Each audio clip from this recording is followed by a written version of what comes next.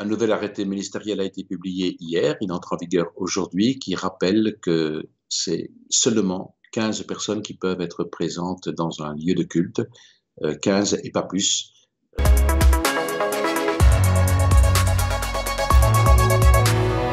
Depuis le mois de décembre que nous vivons ce régime, c'est très varié les réactions. Il y a des églises qui n'ont pas réouvert au culte en disant c'est impossible d'accueillir 15 personnes et de faire des tris.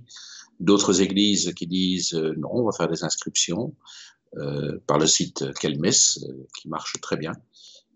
Et d'autres qui disent on va inviter des personnes, les plus défavorisées, ou bien le conseil paroissial, ou les équipes. Donc il y a des réactions très diverses. Dans le centre-ville de Bruxelles, par exemple, il n'y a pas de célébration pour le moment, parce qu'on dit mais c'est impossible à organiser avec le nombre de gens qui seraient concernés.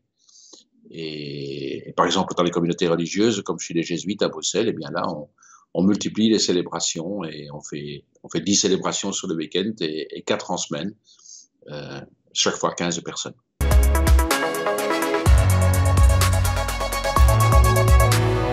Pour certains, c'est très difficile, parce que c'est aussi l'impossibilité non seulement de participer à l'Eucharistie, mais aussi de communier, ce qui est quand même aussi un élément important de la célébration, il faut le dire.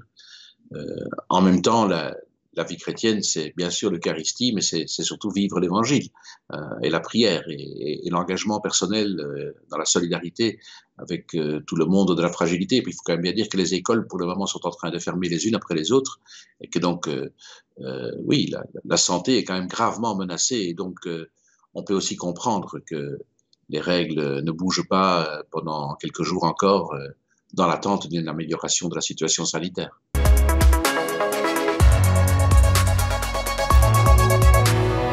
Il est clair qu'il faut être très attentif à la situation. L'exercice collectif du culte doit être permis, et donc le Conseil d'État y a insisté et a interpellé les ministres compétents. Aujourd'hui, le ministre de la Justice et le ministre de l'Intérieur. Les ministres de la Santé s'en mêlent aussi.